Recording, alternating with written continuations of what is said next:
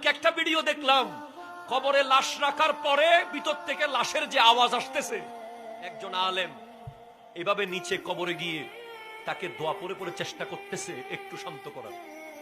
والصراط حق والميزان حق وتطاير الكتب حق وأن الجنة حق والنار حق وأن الساعة آتية لا ريب فيها وأن الله يبعث من في القبور.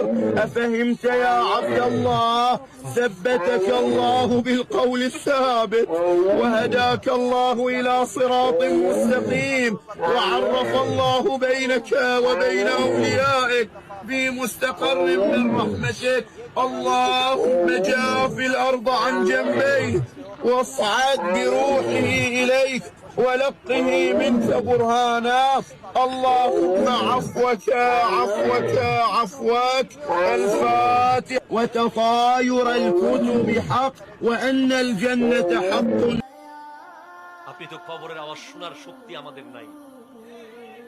কবরের আওয়াজ আমার নবী শুনেছেন, এজন্য আমার নবী বলে গেছেন কবর 10টা বাক্য বলে বলে ডাকে প্রতিদিন। আমার যে যুবক ভাইয়েরা আজকে এনজয় করছেন, আজকে দুনিয়াটাকে জান্নাত মনে করতেছেন, কথায় কথায় প্রতিশোধ নিচ্ছেন, কথায় কথায় গলা ধাক্কা দিচ্ছেন, কথায় কথায় হুমকি দিচ্ছেন, আপনাকে